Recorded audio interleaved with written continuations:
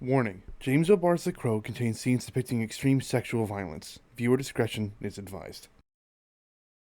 So, I was struggling to think of a video idea this week. I know I didn't want to just cover stuff from DC or Marvel. I thought about talking about Invincible, but I wasn't caught up, nor had I read the comic.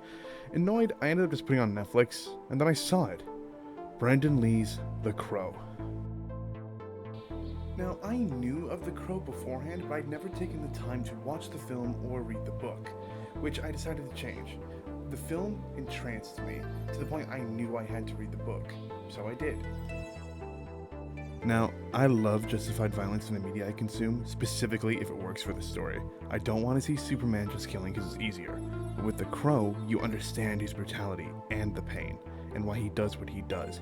He's in pain, and not only that, he wants these people to feel that pain. In fact, reading the book, I don't think I've seen such beautiful depictions of grief and anger in my life. There's many moments in between the brutal, gory action where we see Eric as he's truly not an unkillable psycho, but as a man whose life is forever scarred and destroyed. A man who, just because his car happened to break down at the wrong time, lost everything.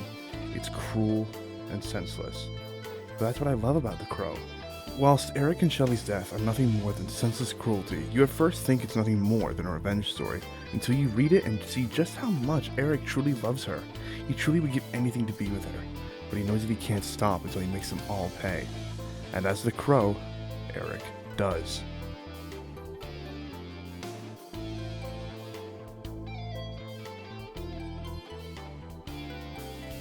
Now, it's important to remember, James O'Barr has had a tragic upbringing. Raised in the foster system and bullied for being shy, he found solace in drawing, and as he got older, he would publish small comic strips, most notable known as Planetoid, written under his pen name Zen, which he submitted to the magazine Gasm, a knockoff of Heavy Metal magazine.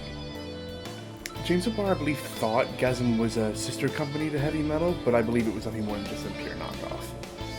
Now, in his youth, James O'Barr lost his fiancée Beverly to a drunk driver, as she was on her way to pick him up from work as he hadn't insured his own car.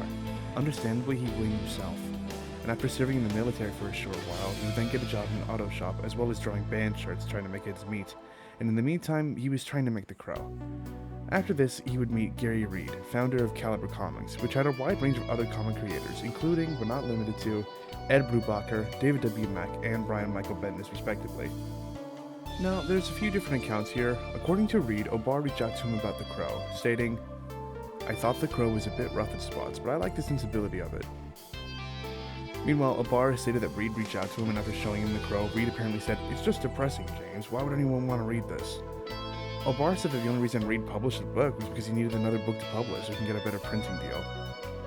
But, to the surprise of Reed, The Crow was a smash hit, being praised as a mature black and white comic with deep, dark themes, particularly its emotional story points not too often explored at the time.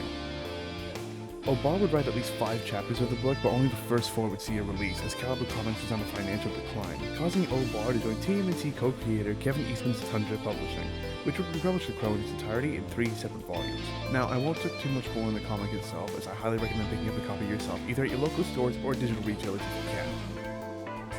The Crow would get various reprintings and spin-offs to various success.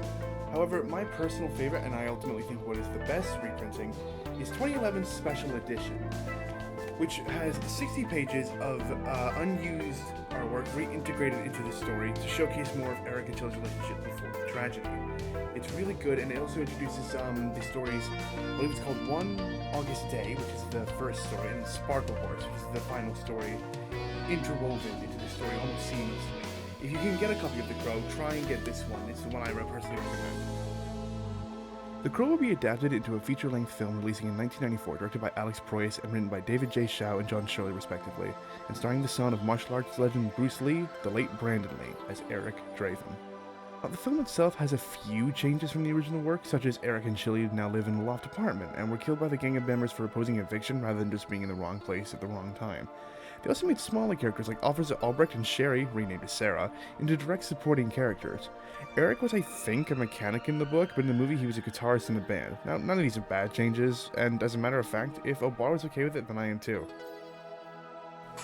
I say that like my opinion matters, but the movie was released before I even was born.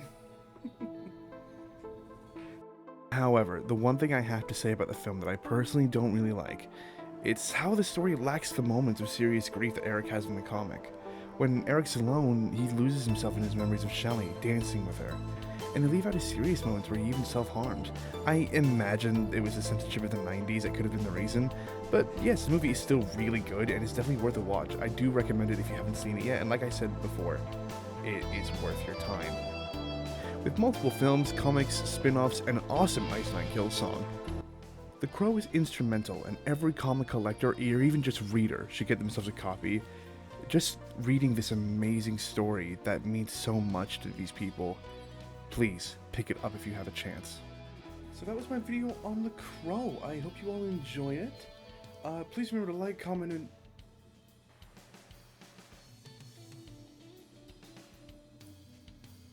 Can I help you? What the hell are you doing? I'm making a video about James O'Barr's The Crow. Yeah, sure, but did you talk about the movie? I spoke about the 1994 film. Oh no, the 2024 one! That's a terrible movie! Have you even seen it? No, I don't want to watch it. I don't have to. It's awful. Okay. What about the Image Comics run of The Crow?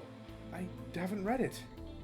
Well, why not? What's wrong with it? I want to cover things I enjoy. Okay, sure, things you like, but then why'd you ever talk about them Dragon Ball figures you got on your shelf?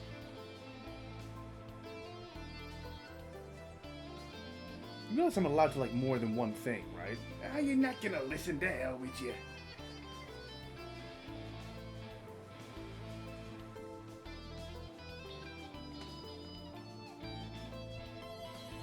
Anyway,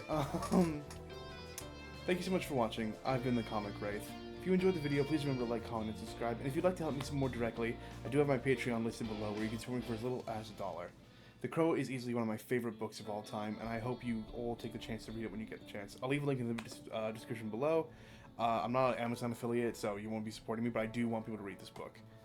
Thank you so much, and I'll see you all in the next one.